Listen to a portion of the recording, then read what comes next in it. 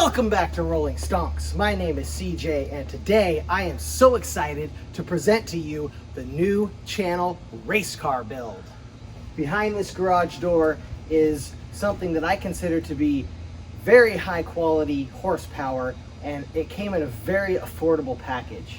After over 24 hours of 3-digit temperatures and getting stranded in the desert and driving home without a license plate, which is really sketchy, I am proud to present to you the new channel race car.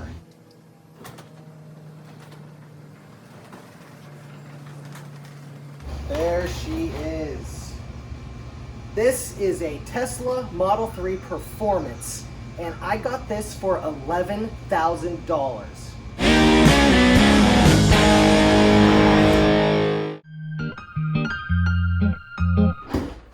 Welcome back to Rolling Stonks. My name is CJ, and this is my 2019 Model 3 Performance. It's not just any Model 3 Performance. This is the cheapest clean title Model 3 Performance in the world.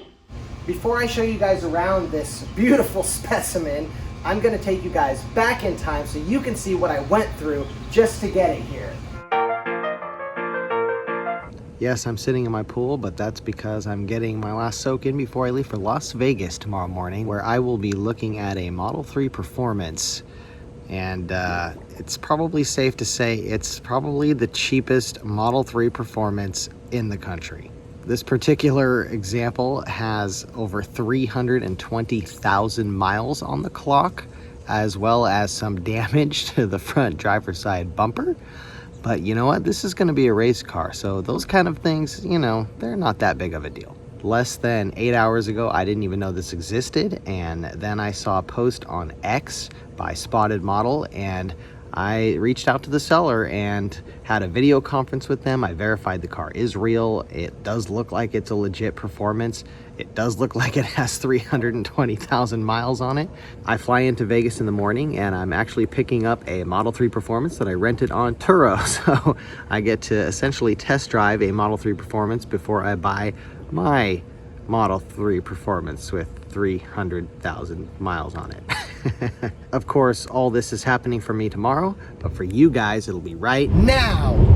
Yes, here we are in Las Vegas, Nevada, and I am driving a Model 3 Performance, but it is not my Model 3 Performance. This is a Turo rental. I am able to film while I'm driving because, well, the car is driving for me, basically.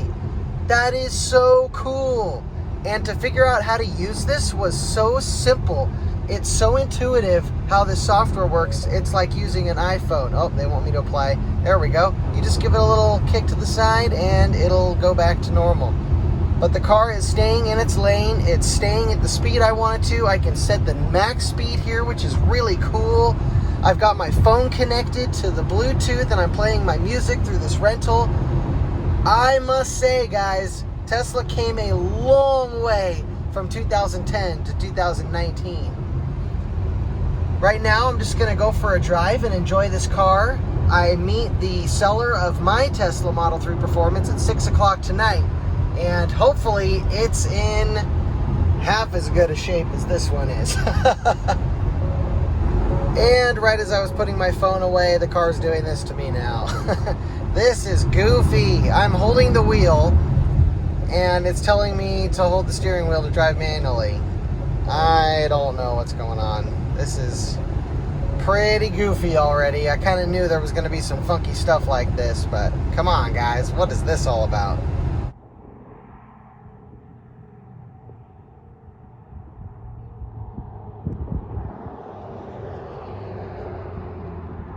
Now, a lot of you guys might think a race car is going to be loud and obnoxious, but actually, it's going to be like this. This is the first time I've ever driven a modern Tesla, and I must say, I am really impressed with the technology. It's quiet, it's smooth. They've really refined their technology since the Roadster days.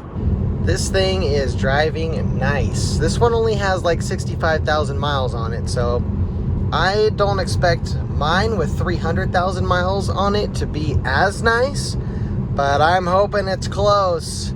These Teslas, they sure offer a comfortable experience. That was a police, and I just had my phone in my hands, so hopefully he doesn't notice.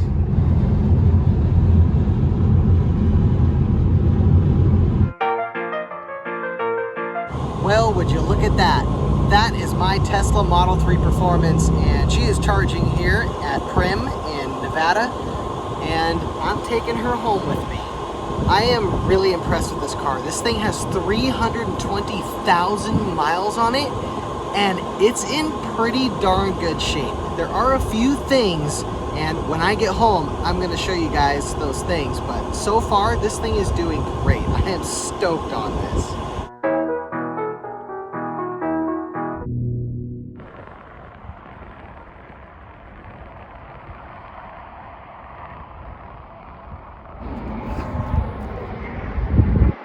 Well, I found the bad side of Teslas. It is almost 3 o'clock in the morning, and I am here at a destination charger charging for the next 6 hours because Tesla will not let me use their superchargers because I cannot prove to them that I own the car, and thus they will not put it on my account. I have offered to pay for the electricity. I have offered to basically do anything to get this car to supercharge, and they will just not help me. I am so upset with Tesla right now for basically leaving me stranded in the desert tonight, and if it weren't for this mall and these destination chargers, I'd probably be stuck somewhere and have no way to get back home. I tried to contact the seller, who is still listed as the owner with Tesla, and they're sleeping, so they're no help. And they deleted their payment method when I was halfway home. So the supercharger stopped working. I even bought a CCS adapter from another Tesla owner at one of these superchargers for $300. He was stoked because he never used it. And I tried to use that with a Ego or something like that, and also Electrify America, and it wouldn't work. The car was telling me that the charge system was not ready or something, and then there was a notification saying that there was an error communicating with the vehicle. So I have literally been trying to charge this car for like 4 hours now, and here I am at a mall charging overnight. I got a hotel room next door, and hopefully I can contact the seller and have them add the car back to their account so that I can supercharge on my way home tomorrow during a holiday, when I won't be able to get any help from Tesla at all. Which doesn't matter because I wasn't able to get any help from them tonight anyways. So, buyer beware. Don't buy a Tesla and expect to drive it home a long distance if you're not listed as the owner with Tesla, because they will not let you charge the car. It's basically on par with preventing somebody from filling a car with gas just because they can't prove that they own it. There should just be a credit card reader on the supercharger so you can pay for the electricity right there. I don't know why they don't do that. Why do they have to make it so hard for people to buy used Teslas? I'm rambling. I need to get some sleep. And hopefully the benefits of this car will outweigh this horribly negative night that I've had with Tesla. We'll pick it back up in the morning. Hopefully this thing will have 100% charge when I wake up, and I'll be able to get it home, or at least to another supercharger where I will hopefully have access to supercharging again once the seller reclaims the car in their account, even though they sold it to me. Tesla, if any one of you is watching and you can do something about this, please do. I'm going to bed. Guys, it is 3:15 in the morning, and I kid you not, this is the second set of keys, and I cannot even get into my room. Does anybody else have days like this? This is so ridiculous. This is the third attempt at getting in my room tonight. Let's see if it works. Come on, baby. Yes, we're in. See, regardless of how many bad decisions you make, if you try long enough, you can eventually get in your hotel room. That looks so comfortable right now. I'm gonna hit that, and I will see you guys tomorrow for 4th of July. It's the next morning, and thank heavens this destination charger worked perfectly. I now have enough charge to get home. Yay! Oh my gosh, this is such a relief. Now that this Model 3 Performance and I are both home safe and sound, I'm going to show you guys around. It's crazy to me to think that I got this beauty for $11,000. She just drove across the desert from Las Vegas to coastal California, and she did really well mechanically, although there are a few things. Now, the first reason I got this Model 3 Performance so cheap is because of this. Yes, this car has 320,000 miles on it, which is crazy to me because it's only a 5-year-old car, and that is a lot of miles to put on a car in 5 years.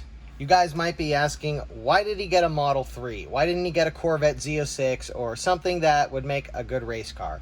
Well, I have a friend in Northern California named Scott, and you can check out his YouTube channel. I'll put the link in the description below. He actually built one of these, I think it's a 2019 Tesla Model 3 Performance, and his is white, and he's built one of these into a race car and put some good coilovers on it and done a bunch of other mods to it, and he actually won the 2023 Redwood Sports Car Club Autocross Championship with this thing.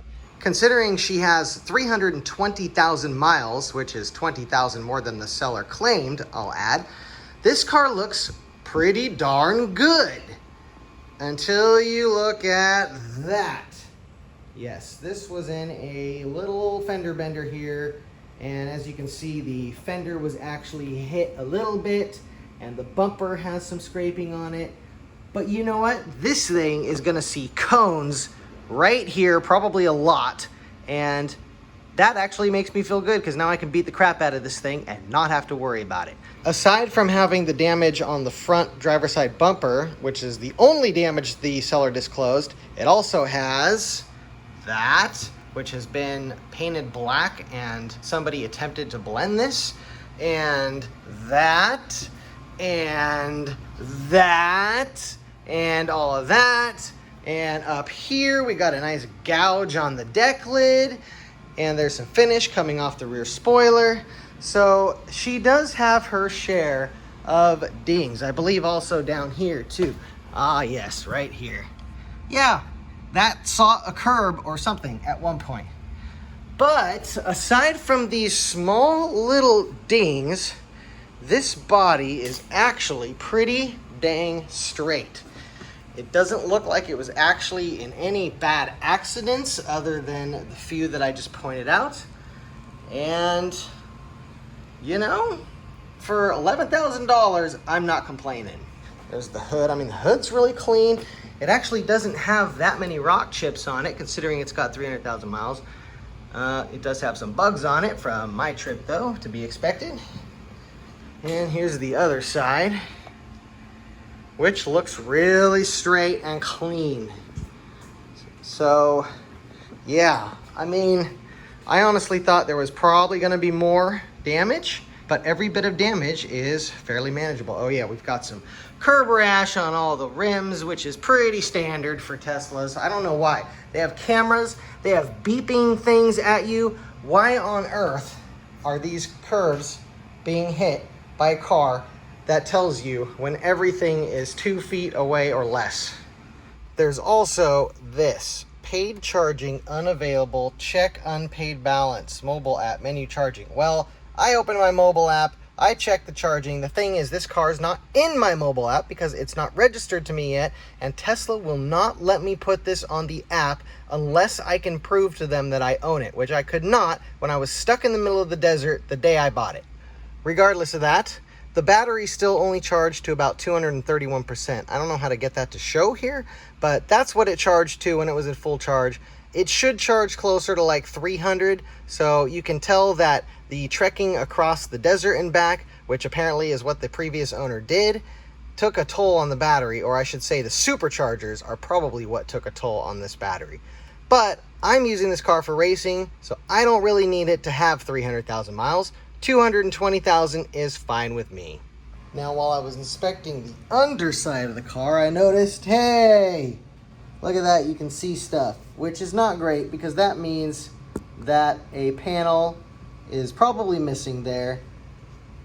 But that should be an easy fix. All I should need to do is buy a panel and pop that guy on there, and we should be good to go. Now I say that, but all these clips and stuff are probably broken, and I'll probably have to do some fabrication and some finagling to get it to work again. But once we have that bottom panel back on, we'll have some protection for these components, as well as a little bit better aero. Another thing that's sorely missing here is the induction charger. For some reason, that thing has gone missing, and you've got this kind of weird panel here that looks like it's missing something. Well, that's because there's a plate in here that's supposed to go on here, and there's two cables that go in here that feed into these USB ports down here, and it's missing. But I found one on eBay for $33, and I'm pretty sure you just pop it on there, run the cables here, plug the USB into there, and in theory, that should be fixed. Now, sometimes I like to roll down the windows and give people a thumbs down when they're cruising in the passing lane. And when I went to do that this time, look what I found. This switch is kind of falling in here. It looks like something's broken here. So I'm gonna have to pull this panel off and take a look at this and probably buy a new switch, but I'm guessing that's probably a fairly easy fix. So crossing my fingers for that. And there's the matter of this. Yes, there's supposed to be something right there. And driving across state lines for 4 hours is not a good place to test and see whether or not this is going to get you in trouble. When the buyer told me he had a clean title, he did not tell me that the title is registered to the previous owner. So that's interesting. Not only that, he never registered it, and he never got a license plate for it. So, yeah. Hopefully, I'm able to get this thing registered, no problem, and put a plate on there, and then that should fix that. Now for the good parts. The best part about this car is this. If you guys know what this means, then you know that this is no regular run-of-the-mill Tesla Model 3. This is a dual motor Model 3 Performance, and it is freaking fast. This car is the fastest car I think I've ever driven, and it's amazing because it also rides really smooth and handles really great, and this was not a cheap car when it was new. I believe these were something like close to $60,000, so $11,000 is not bad. As Kyle from the Boosted Boy says about his Tesla Plaids that he builds into vans and stuff, this is a lot of horsepower in a very economic package. Now there is one more thing, and it is not visible, but it's happening back here. When you punch the accelerator, there's a little bit of a clunking feel, kind of like what I would imagine a Model S with broken or breaking mounts back here would feel like. I don't know if that's what's happening here. It probably isn't. It could be suspension related, and I'm hoping it is because I'm replacing a lot of that stuff. But that's going to need to get put on a jack and looked at. And I'm going to have to check all of these wheels and see what the bushing's like for the suspension components. And my guess is there's going to be something going on around here. Okay, I'm in my garage, and I'm able to replicate the sound of the thunk. Let me put the camera back there and see if you guys can hear this. Hear that? Ooh. That does not sound great. So, yeah, we'll need to look at that. But that's it. That is all of the negative stuff I can say about this car, which is crazy because I got a $60,000 car for $11,000. Just look at her. She's beautiful. She's black on black. You can see she's got the big brakes and the big calipers. Oh boy, I'm so excited about this. Check out the interior. Look at how clean this interior is. And when I say clean, it's actually really dirty, but there's hardly any damage. And when I say hardly, there's really no damage here. Look at the seat bolster here. It doesn't look like it has had 320,000 miles on it. There's not a scratch or a tear in this material at all. Look at this armrest. Usually these can get kind of grungy from people putting their arms on them and stuff. This thing is like pristine. 320,000 miles. Now, I don't know if this carbon fiber came with the car, but it looks pretty cool, and it looks like it was done well. So I'm okay with it, and it's really clean as well. The screen doesn't really seem to have any scratches or issues. If I wipe that down, it would look really nice. And up here, you've got the wood grain, which I like. I know a lot of people think it's kind of old and dated, but I love wood interior stuff. And even though it's not real wood, I like the way it looks. But just look how clean this thing is. I mean, this does not look like a car with 300,000 miles. Okay, again, she's a little dirty, and I'm pretty sure somebody threw up in her at one point too, but that's okay. On top of that, everything seems to work. All the windows work, all the doors work, all the door handles work, all of the functions on the screen work, all the lights work. She is like good to go.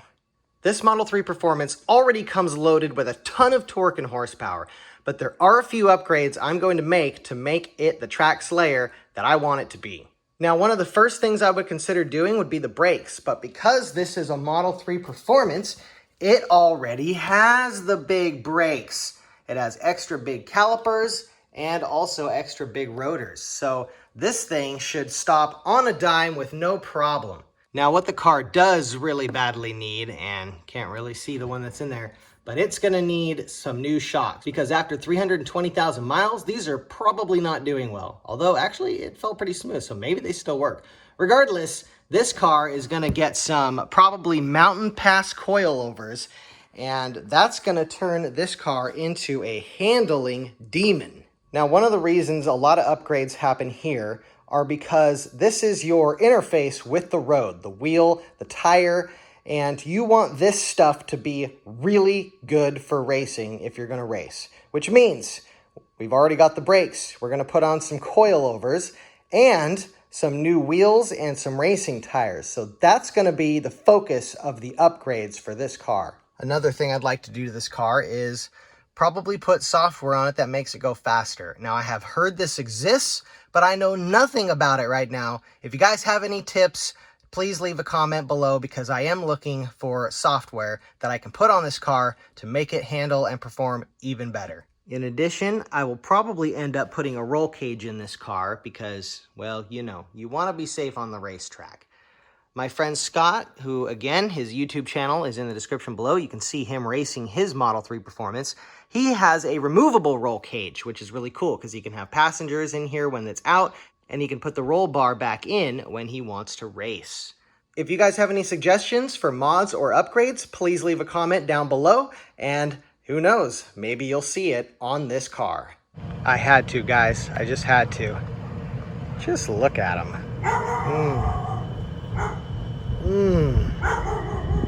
Okay, dog. It's fine. Thank you guys so much for watching this video on my new race car. I am so excited to build out this car into one of the fastest race cars I've ever driven. If you guys like content like this, on cars like this, that are destined to become a great race car, even though some would say it was close to the end of its life, please like this video and subscribe to my channel. There will be many more videos on upgrading this car and racing this car, and I am so excited about it. Thanks again. Peace out. Rock on.